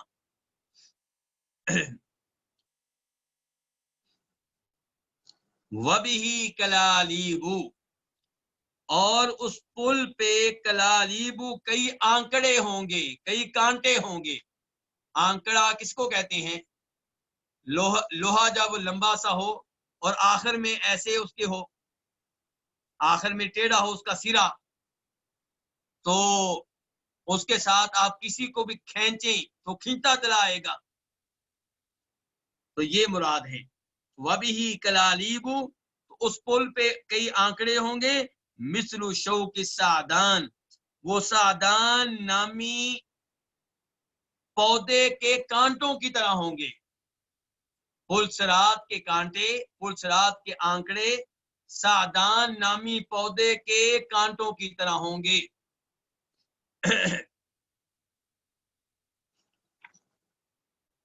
اس کے بعد اللہ کے رسول فرماتے ہیں اما رأیتم شوک السعدان، کیا تم نے سعدان کے کانٹے نہیں دیکھے؟ قالوا بلا یا رسول اللہ، وہ کہیں گے کیوں نہیں اللہ کے رسول، ہم نے دیکھے ہیں۔ تو سعدان نامی پودا ان لوگوں میں مشہور و معروف تھا، اور اس کے کانٹے بھی مشہور و معروف تھے کہ بڑے خطرناک ہوتے ہیں۔ قال، تو آپ نے فرمایا فإنہا، پلسرات پہ لگے کانٹے، پلسرات پہ لگے آنکڑے، مثل شوک السعدان، سعدان کے کانٹوں کی طرح ہوں گے۔ کس معاملے میں اس کی طرح ہوں گے؟ تیزی سے اچک لینے کے لحاظ سے، یعنی کہ انسان جب سعدان پودوں کے درمیان سے گزر رہا ہو تو اس کے کانٹے خود ہی انسان کے کپڑوں کو اچک لیتے ہیں، پکڑ لیتے ہیں، اور انسان کا بچ کر نکلنا مشکل ہو جاتا ہے۔ فرمایا غیر انہا لا یعلم قدر عدمہا الا اللہ، لیکن یہ جو آنکڑے ہوں گے پلسرات کے، جہنم کے اوپر لگے ہوئے پل کے آنکڑے، ان کے بڑے ہونے کی مقدار کو اللہ کے علاوہ کوئی نہیں جانتا، یعنی کہ ان کی لمبائی اور چوڑائی اللہ کے علاوہ کوئی نہیں جانتا۔ سعدان کے کانٹوں سے اللہ کے رسول نے تشبیہ دی ہے، یہ تشبیہ لمبائی کے لحاظ سے نہیں ہے، چوڑائی کے لحاظ سے نہیں ہے، یہ تیزی سے اچک لینے کے لحاظ سے ہے۔ باقی جو اس پل کے آنکڑے ہوں گے وہ کتنے لمبے کتنے چوڑے ہوں گے یہ اللہ ہی جانتا ہے۔ فَتَخْطَفُ النَّاسَ بِأَعْمَالِهِمْ، تو یہ آنکڑے، یہ کانٹے لوگوں کو اچک لیں گے، پکڑ لیں گے ان کے اعمال کے مطابق، جیسے گناہ ہوں گے اسی لحاظ سے یہ کانٹے گزرنے والوں کو پکڑ رہے ہوں گے، اچک رہے ہوں گے۔ منہم الموبق بعملی، آپ نے فرمایا ان میں سے کئی وہ ہوں گے جو اپنے اعمال کی وجہ سے ہلاک ہو جائیں گے، جہنم کی آگ میں گر پڑے، تو ان میں سے کوئی وہ ہوگا جو اپنے اعمال کی وجہ سے ہلاک ہو جائے گا۔ وَمِنْهُمُ الْمُخَرْدَلُ ثُمَّ يَنْجُو، اور ان میں سے کوئی وہ ہوگا جو زخمی ہو جائے گا لیکن پھر نجات پا جائے گا، بچ جائے گا، جہنم میں گرنے سے بچ جائے گا۔ آنکڑوں سے، کانٹوں سے زخمی تو ہوگا لیکن جہنم کی آگ میں گرنے سے بچ جائے گا۔ ان میں سے کوئی زخمی ہوگا، ثم ینجو، پھر نجات پا جائے گا۔ حتی اذا فرغ اللہ من القضاء بین عبادی، یہاں تک کہ جب اللہ تعالی اپنے بندوں کے مابین فیصلہ کرنے سے فارغ ہو جائیں گے، سب کے درمیان فیصلے کر لیں گے۔ وَأَرَادَ أَن يُخْرِجَ مِنَ النَّارِ مَنْ أَرَادَ أَن يُخْرِجَ مِمَّنْ كَانَ يَشْهَدُ أَن لَا إِلَهَ إِلَّا اللَّهُ أَمَرَ الْمَلَائِكَةَ أَن يُخْرِجُوهُمْ، تو جب اللہ تعالیٰ لوگوں کے مابین فیصلہ کرنے سے فارغ ہو جائیں گے، وہ ارادہ اور چاہیں گے کہ اللہ چاہیں گے کہ اللہ چاہے گا کہ اللہ جہنم سے نکالے ان کو جن کو اللہ نکالنا چاہتے ہوں گے، ان میں سے جو لا الہ الا اللہ کی شہادت دیتے تھے، یہ مانتے تھے کہ اللہ کے علاوہ کوئی معبود برحق نہیں ہے، توحید کے اوپر تھے، شرک کرنے والے نہیں تھے۔ جب ان میں سے کسی کو اللہ تعالیٰ جہنم سے نکالنا چاہیں گے تو امر الملائکہ، تو اللہ تعالیٰ فرشتوں کو حکم دیں گے ان یخرجوہم، کہ وہ ان کو نکالیں۔ حدیث میں اختصار ہے، اس سے پہلے شفاعت ہو چکی ہوگی کئی نبیوں کی، تو کئی لوگ کئی نبیوں کی شفاعت سے جہنم کی آگ سے نکال لیے جائیں گے، اور کئی لوگ عام مومنوں کی شفاعت سے نکال لیے جائیں گے۔ تو اس کے بعد تذکرہ ہو رہا ہے کہ پھر اللہ تعالیٰ چاہیں گے کہ توحید والوں میں سے کئی لوگوں کو جہنم کی آگ سے نکالیں، تو اللہ تعالیٰ فرشتوں کو حکم دیں گے کہ وہ ان کو نکالیں۔ فَيَعْرِفُونَهُمْ، تو فرشتے ان کو پہچان لیں گے، کن کو؟ جن توحید والوں کو جہنم کی آگ سے نکالنا ہے ان کو پہچان لیں گے۔ بِعَلَامَةِ آثَارِ السُّجُودِ، سجدے کے آثار کی علامت سے، سجدوں کے نشانات ہوں گے، ان نشانات کی وجہ سے فرشتے پہچان لیں گے کہ یہ توحید والا ہے، یہ نمازیں پڑھتا رہا ہے، سجدے کے نشان موجود ہیں، ان نشانات کی وجہ سے وہ ان کو پہچان لیں گے اور نکال لیں گے۔ یہاں سے فضیلت معلوم ہوئی نماز پڑھنے کی، سجدہ کرنے کی، وضو کرنے کی۔ جو وضو نہیں تو ان کے جسم پہ تو بن سکے، تو فرمایا نبی علیہ السلام نے فَيَعْرِفُونَهُمْ، تو فرشتے ان کو پہچان لیں گے بِعَلَامَةِ آثَارِ السُّجُودِ، سجدے کے نشانات کی علامت سے۔ وَحَرَّمَ اللَّهُ عَلَى النَّارِ، اور اللہ تعالیٰ جہنم پہ حرام کر دیں گے ان تأکلا، کہ وہ کھائے، من ابن آدم اثر السجود، آدم کے بیٹے سے سجدے کے نشان کو۔ جہاں پہ سجدے کے نشانات ہوں گے اس جگہ کو جہنم کی آگ نہیں کھا سکے گی۔ فَيُخْرِجُونَهُمْ، تو فرشتے ان کو نکالیں گے، قدم تحیشو، اس حال میں کہ وہ جل چکے ہوں گے، کوئلہ بن چکے ہوں گے۔ فَيُصَبُّ عَلَيْهِمْ مَاء، تو ان پہ پانی ڈالا جائے گا، یقال لہو ماء الحیاء، اس پانی کو آب حیات کہا جائے گا، زندگی بخشنے والا پانی کہا جائے گا۔ فَيَنْبُتُونَ نَبَاتَ الْحِبَّةِ فِي حَمِيلِ السَّيْلِ، تو وہ اگیں گے، وہ تر و تازہ ہو جائیں گے۔ ان کے کوئلہ بن چکے تھے، اب ان پہ گوشت چڑھے گا، تازہ گوشت، صاف گوشت، چمڑا چڑھے گا۔ تو فَيَنْبُتُونَ، تو وہ اگیں گے، نبات الحباتی، جیسے گھاس اگتی ہے سیلاب کے خس و خاشاک میں، سیلاب کے کوڑے کرکٹ میں۔ جب سیلاب آتا ہے تو سیلاب کے اوپر گند ہوتا ہے، یہ گند کہیں نہ کہیں جا کے رک جاتا ہے، ٹھہر جاتا ہے اور کسی نہ کسی کنارے لگ جاتا ہے۔ اس گند سے بڑی جلدی گھاس اگتا ہے، کئی پودے اگتے ہیں۔ تو فرمایا جہنمی لوگوں پہ جب آب حیات ڈالا جائے گا، یہ پانی ڈالا جائے گا، وہ ایسے تر و تازہ ہو جائیں گے، ان کے جسم پہ گوشت ایسے چڑھ جائے گا، اچھا چمڑا ایسے چڑھ جائے گا اتنی جلدی سے جیسے سیلاب کے خس و خاشاک میں گھاس اگتی ہے، پودے اگتے ہیں۔ وَيَبْقَى رَجُلٌ مُقْبِلٌ بِوَجْهِهِ عَلَى النَّارِ، اور ایک آدمی رہ جائے گا، یعنی کہ جن کو جہنم سے نکالنا تھا نکال لیا گیا، ایک آدمی رہ جائے گا مقبل بوجهه، جس نے اپنا چہرہ کیا ہوا ہوگا علی النار، جہنم کی آگ کی طرف، اس کا چہرہ ہوگا جہنم کی آگ کی طرف۔ فیقول، تو کہے گا یا رب واہلکنی ذکاؤھا، مجھے ہلاک کر دیا ہے اس کی بدبو نے، ان کی جہنم کی بدبو نے۔ وَأَحْرَقَنِي، اور مجھے جلا کر رکھ دیا ہے ذکاؤھا، اس جہنم کے شعلوں نے۔ فَاصْرِفْ وَجْهِي عَنِ النَّارِ، اس لیے میرے چہرے کو جہنم کی آگ سے پھیر دے، میرا چہرہ کسی اور جانب کر دے۔ فَلَا يَزَالُ يَدْعُو اللَّهُ، وہ مسلسل اللہ سے دعا کرتا رہے گا۔ فَيَقُولُ، تو وہ کہے گا، تو اللہ تعالیٰ کہیں گے لَعَلَّكَ إِنْ أَعْطَيْتُكَ أَن تَسْأَلَنِي غَيْرَا، کہ اگر میں تجھے یہ دے دوں جو تو مانگ رہا ہے، تو نے کیا سوال کیا کہ میں تیرا چہرہ جہنم کی آگ سے پھیر دوں، اگر میں تجھے یہ چیز دے دوں تو تم مجھ سے اس کے غیر کا مطالبہ کرے گا، اس کے علاوہ کسی اور چیز کا سوال کرے گا۔ فیقول، تو وہ بندہ کہے گا لا وعزتک، تیری عزت کی قسم، لا اسألک غیرہ، میں تجھ سے اس کے علاوہ کوئی سوال نہیں کروں گا، اس کے علاوہ کوئی مطالبہ نہیں کروں گا۔ اللہ کو قسم کس کی دی ہے؟ اللہ کی عزت کی۔ اللہ کو اللہ کی کسی نبی کی عزت قسم نہیں دی، ماں کے سر کی قسم نہیں دی، تو اللہ کی قسم اٹھائیں یا اللہ کی صفات کی قسم اٹھائیں، جیسے کہ یہاں قسم اٹھائے گی اللہ کی عزت کی قسم۔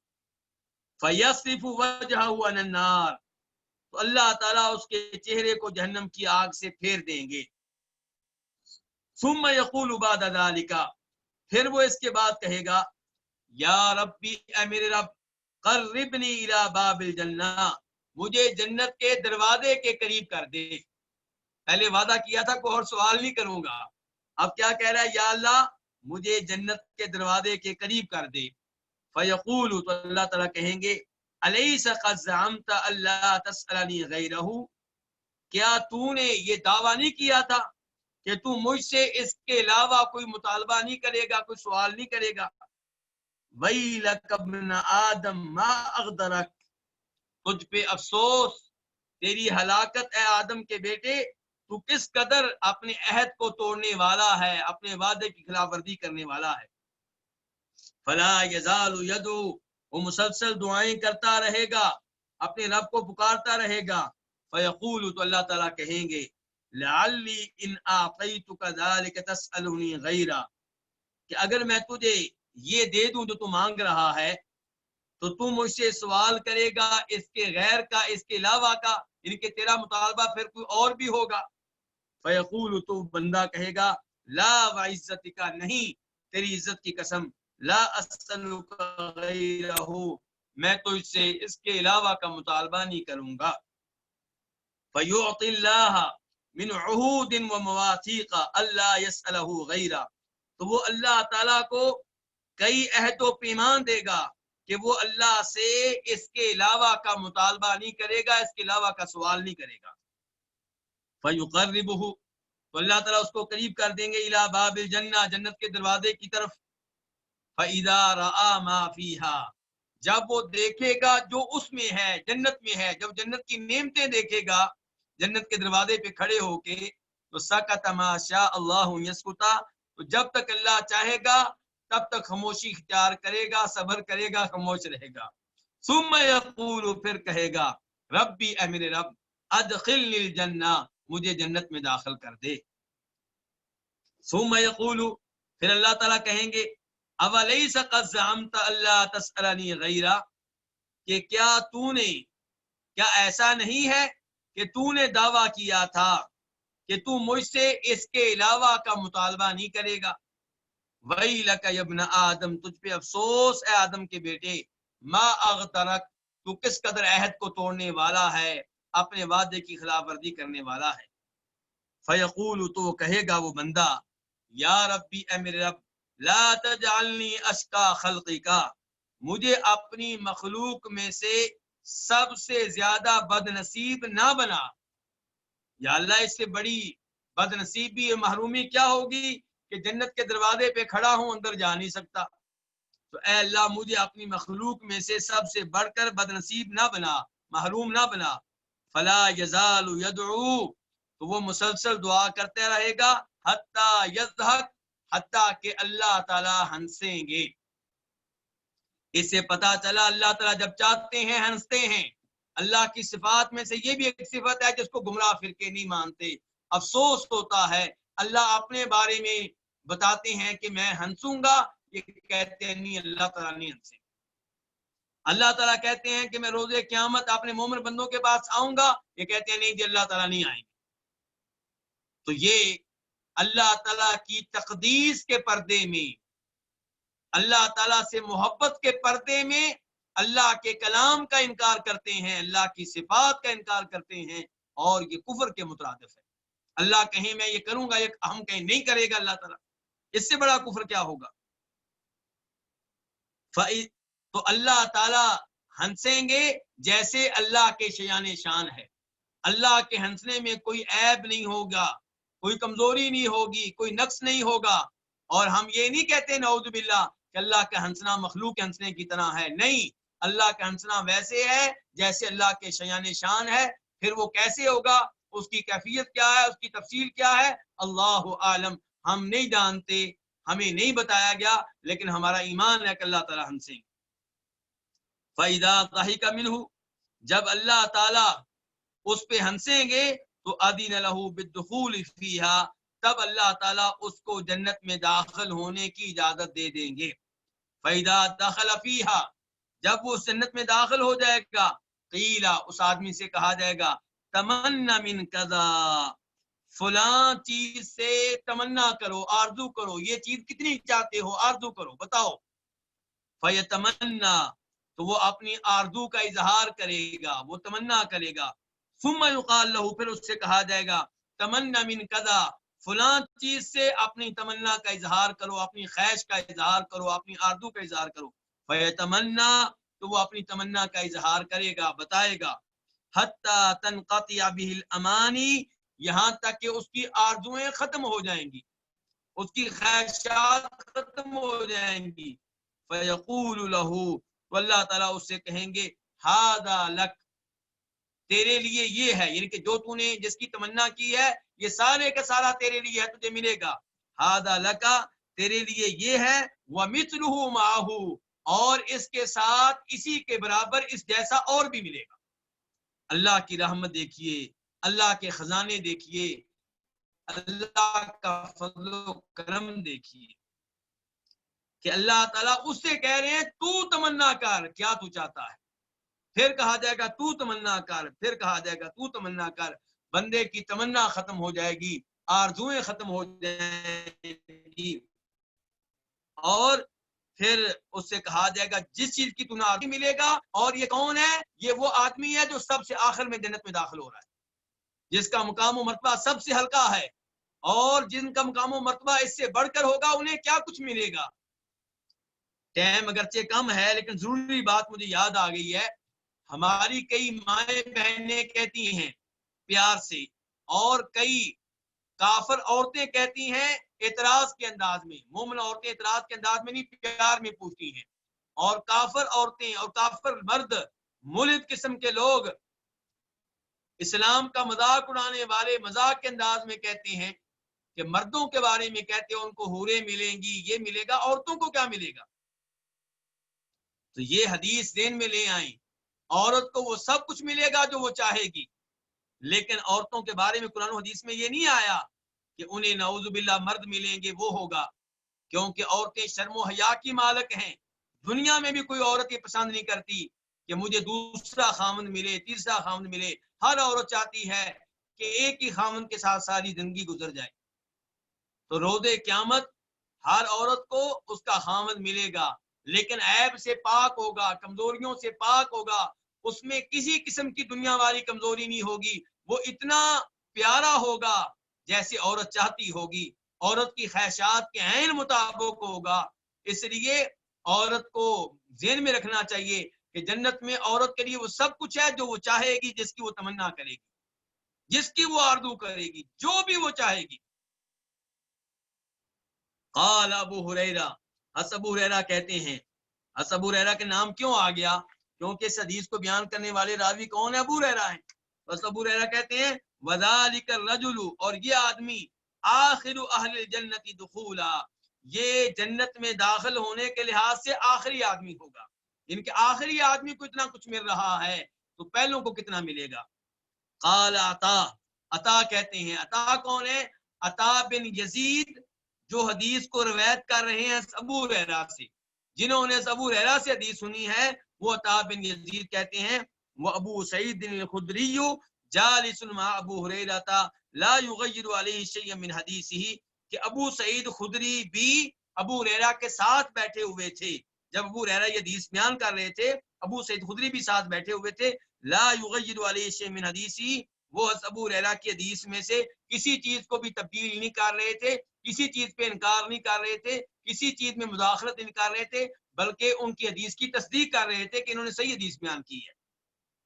حتی انتہا الی قولہ، یہاں تک کہ ابو ہریرہ نبی علیہ الصلوۃ والسلام کے اس لفظ تک پہنچے، یا جنتی کے اس لفظ تک، اللہ تعالیٰ کے اس لفظ تک پہنچے، ھذا لک ومثلہ معہ، کہ تمہارے لیے یہ بھی ہے اور اس جتنا اس کے ساتھ اور بھی ملے گا۔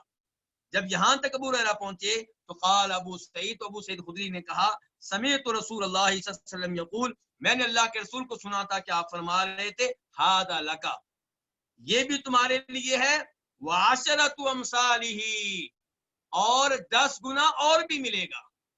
ابو ہریرہ نے کیا کہا تھا حدیث میں کہ اللہ تعالیٰ اس جنتی سے کہیں گے تمہیں یہ بھی ملے گا اور 1 گنا اور ملے گا، اور ابو سعید خدری کہتے ہیں اللہ کے رسول نے کہا تھا تمہیں یہ بھی ملے گا اور اس 10 گنا اور بھی ملے گا۔ قال ابو ہریرہ، تو ابو ہریرہ نے کہا حفظ تو، میں نے تو یہی لفظ یاد کیے اللہ کے رسول سے کہ مثلہ معہ، کہ تمہیں 1 گنا اس کے ساتھ اور ملے گا۔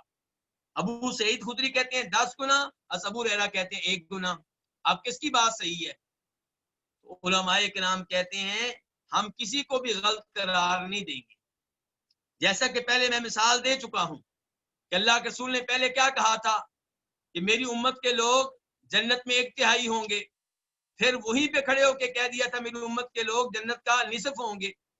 تو نبی علیہ الصلوۃ والسلام نے کبھی یہ بیان کیا ہوگا اللہ تعالیٰ کے بتانے سے کہ اس جنتی کو 1 گنا اور بھی ملے گا، اور پھر کبھی بتایا ہوگا کہ 10 گنا اور ملے گا؟ دونوں صحابیوں نے اپنی جگہ پہ ٹھیک بتایا ہے۔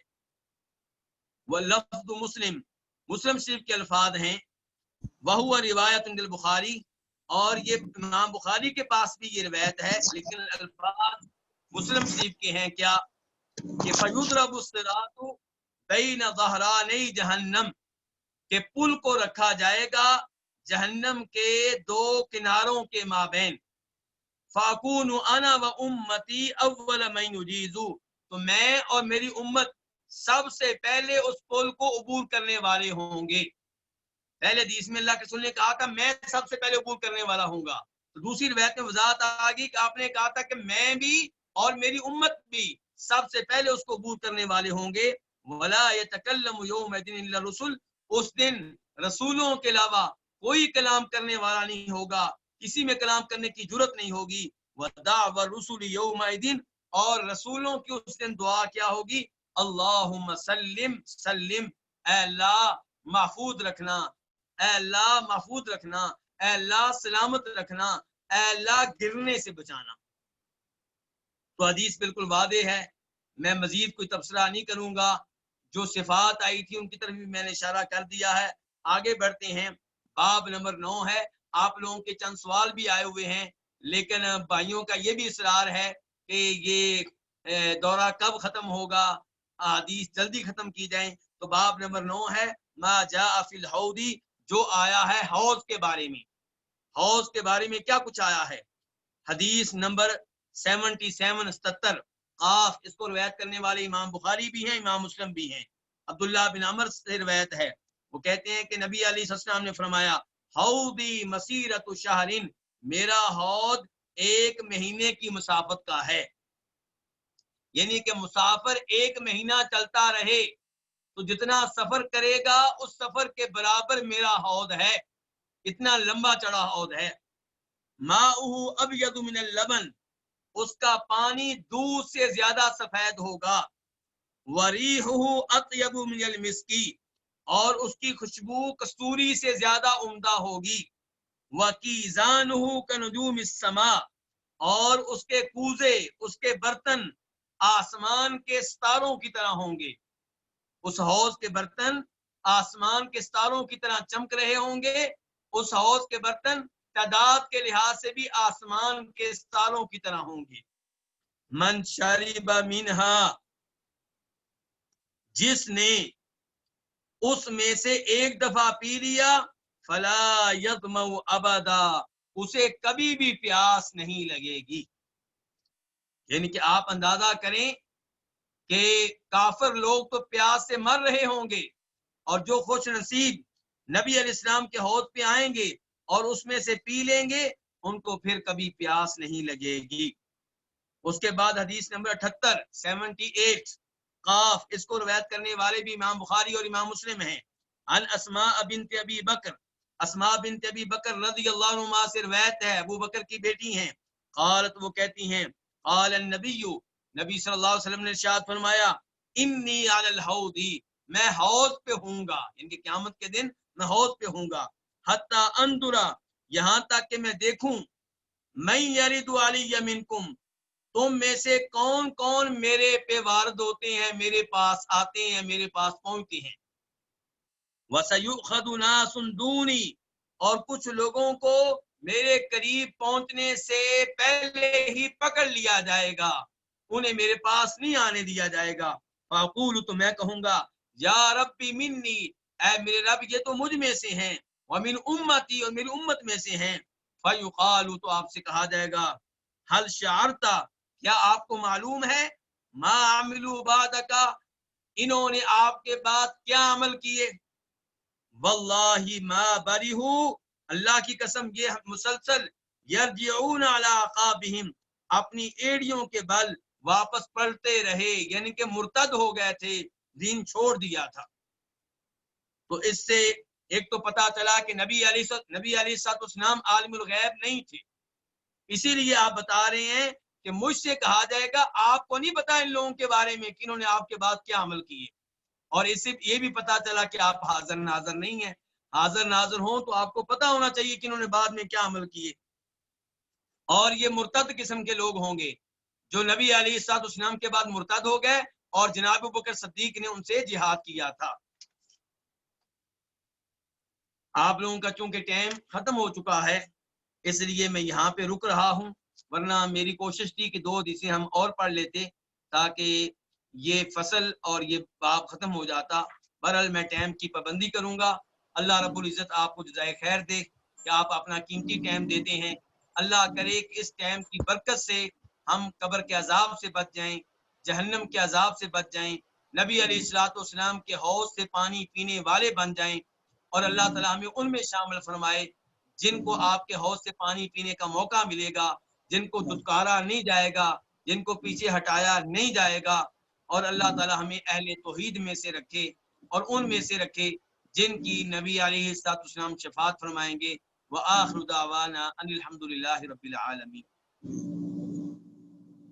جزاکم اللہ خیر و شکر اللہ علیکم۔ شیخ، آج ایک مختصر سا اعلان ہے۔ سب سے پہلے تو ہم ان تمام حضرات و خواتین کے شکر گزار ہیں جنہوں نے پوری دلجمی کے ساتھ اب تک دورے کو جوائن کیا اور انشاءاللہ آگے بھی جوائن کرتے رہیں گے۔ الخبر اسلامک سینٹر کی طرف سے ہم ان تمام کے شکر گزار ہیں، اور ساتھی اپنے شیخ محترم کے بھی شکر گزار ہیں کہ انہوں نے ہماری دعوت کو لبیک کہا اور بلا تردد اس عظیم کتاب کی تدریس کو قبول فرمایا۔ اللہ سبحانہ و تعالی انہیں اس کا اجر دے۔ الخبر اسلامی سینٹر کی طرف سے ان تمام حضرات و خواتین کے لیے خوشخبری ہے جو پابندی کے ساتھ اس دورے کو جوائن کر رہے ہیں۔ انشاءاللہ اس دورے کی تکمیل پر انہیں سرٹیفکیٹ سے نوازا جائے گا۔ انشاءاللہ دورے کے اختتام پہ انہیں سرٹیفکیٹ سے نوازا جائے گا۔ وجزاکم اللہ خیر وشکر اللہ لکم۔ شیخ اللہ تعالیٰ آپ کو بھی جزائے خیر دیں، اور جو آپ کے سینٹر کو چلا رہے ہیں اور اس کا نظام سنبھالے ہوئے ہیں، ان سب کو اللہ جزائے خیر دے کہ یہ دورہ آپ لوگوں کے تعاون سے، آپ لوگوں کی ترتیب سے طے ہو رہا ہے۔ اللہ تعالیٰ اس کو آپ کی نیکیوں کے میزان میں بھی شامل فرمائے اور ہم سب کی نیکیوں کے میزان میں بھی شامل فرمائے۔ جزاکم اللہ خیرہ۔ جزاکم اللہ خیر وشکر اللہ لکم۔ بارک اللہ فیک۔